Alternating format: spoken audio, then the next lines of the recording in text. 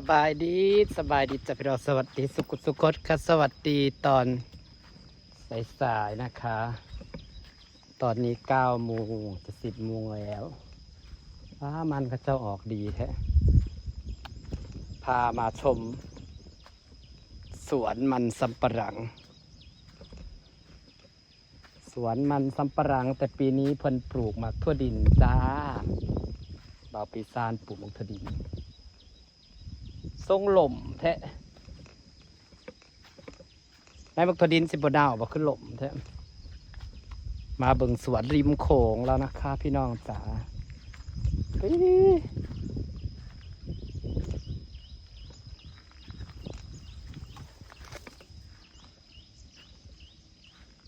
ลมขนาดเขาจะปลูกมันสับปะหลังเขาปลูกปีใดเขาก็ได้ออกงามมันเขาเจ้านะเพิ่นปลูกเลยไปได้ยังล่มเบิดรู้สึกว่าดินจะผุกงามกว่าเก่าวะโอ้ปลูกถั่วดินออกมาได้ซ้ำสีงามป้าปลูกกระโพดปลูกถั่วดินซ้ำสีงามดินผุขักไอ้เลย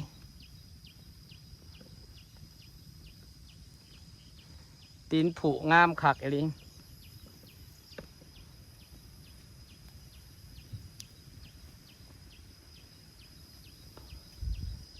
ตัวนี้ขักดินซ้ำนี้นะ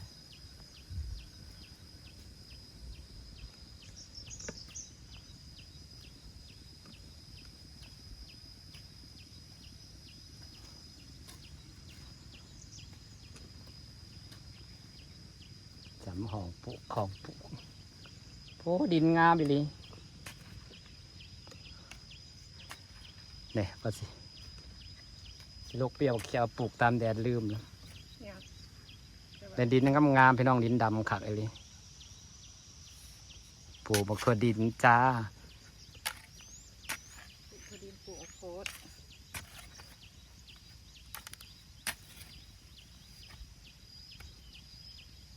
จะปูนขาวเลยฟังได้ปลูกมะข้าวโพดผู้อยู่ห้องปลูกมะข้าวโพดปลูกผสมกันหมดแล้วบ่แม่อย่าลืมปลาข้าเจ้ามาไทยหายทะเลเด็ดแต่1,800งามพอดีผูนี่สันสิปลูกมันแต่ละปีนะล่มเบิดพี่น้องมันงามโพดบ่ได้ใส่พุ่นใส่ปุ๋ยก็ล่มเอายาคุมหญ้ามาฉีดไว้โลดนี่แหละกระตุกไทยเองยาคุมหญ้านะตุกละ100-200เองไม่ติปลดฉีดคุ้มแล้วนี่นะฉีดตอนนี้แล้วจะไปฉีดตอนแดดเนี่ยคนล้างตำกับบุคุ้มคือเก่าแล้วนั่นสิขึ้นก่อนนั่นติหญ้าแล้วสิขึ้นก่อนนะ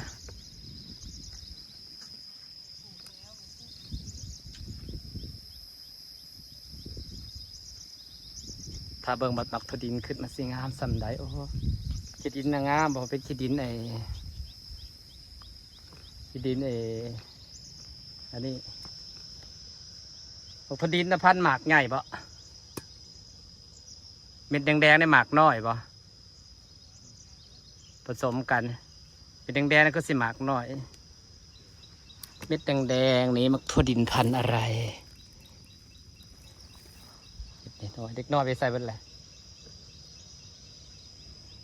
ปัจจิโลกบอกเขียบมาปลูกตามแดนลืมมาดูแบบวิสากับแม่น้องตี้ปลูกนี่พี่ดาวหอดใจแล้วปลูกแล้วหอดตัวนี้โอ้ยมือเดียวกันแล้วเลยสิเคิงไปแห้งเลย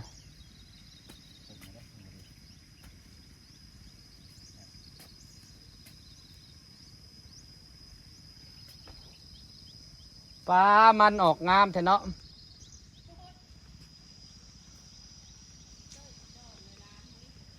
ถ้าสิได้ดอกปีนี้เขาทำหญ้าจะลายได้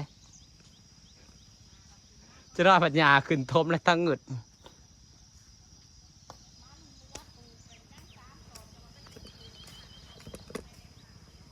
อ๋อ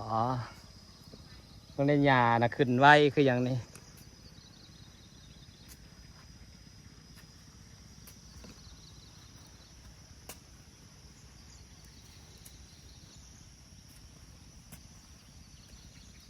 ว้าหญ้าเป็นหญ้าอันนี้ปีนี้หญ้าอันนี้เพิ่นมาฮอดพี่น้องหญ้าหัวขาวนี่หญ้ารกง่ายๆหญ้าคือต้นหญ้าคิวนะไหม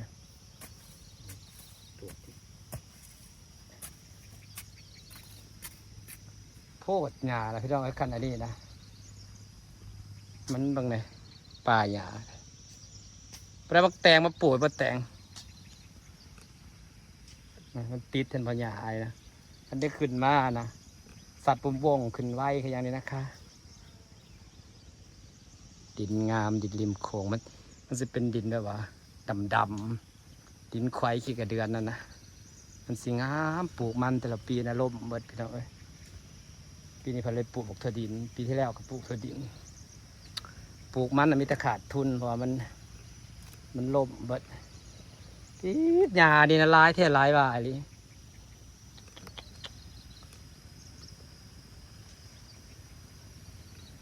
อันนี้คือสวนมันสับปะหลังของบ่าวปีศาริมโขงนะคะพี่น้องจ๋านี่มันจะอยู่ริมโขงเลย ริมแม่น้ำโขง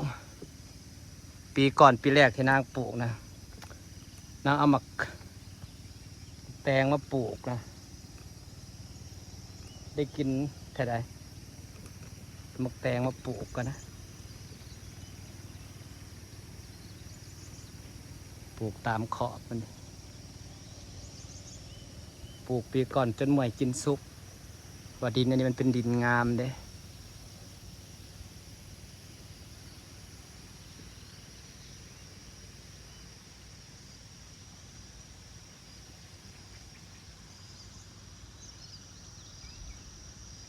ดีละจ้ะ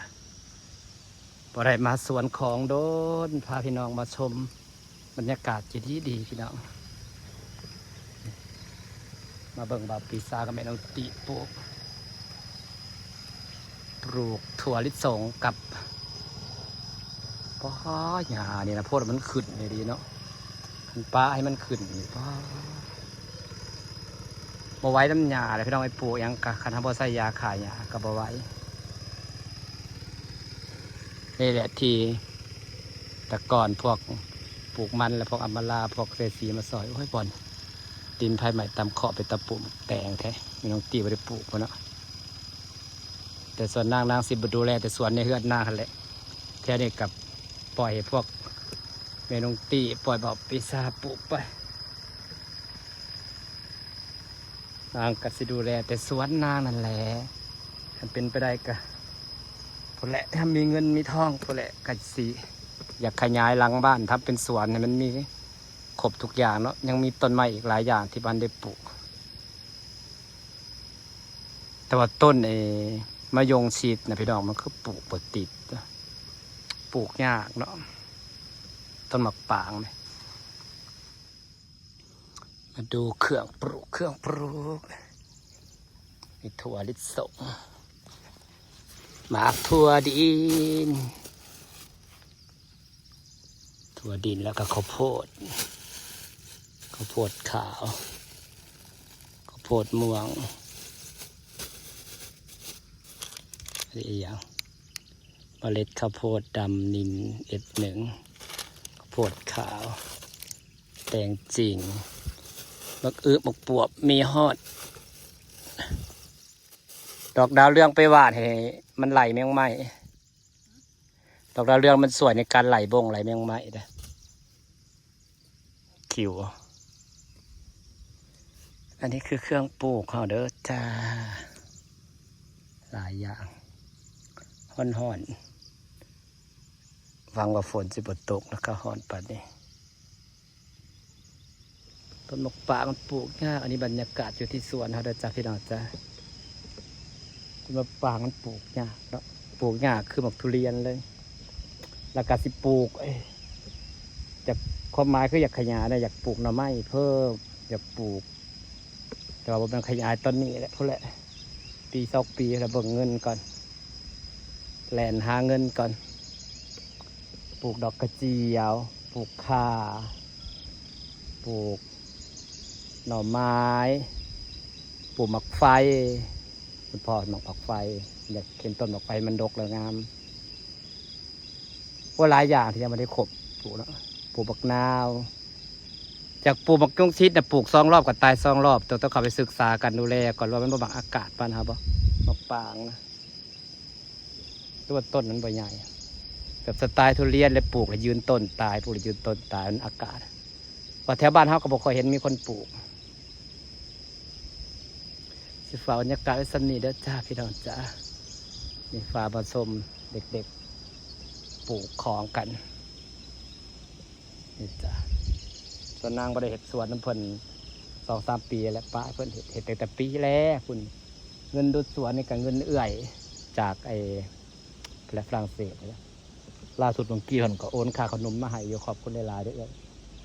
ลยได้เห็ดสวนมันสวนนี้แปลนประมาณ2-3 ไร่แหละจ้ะขอบคุณหลายๆเด้อจ้าคุณที่ยังติดตาม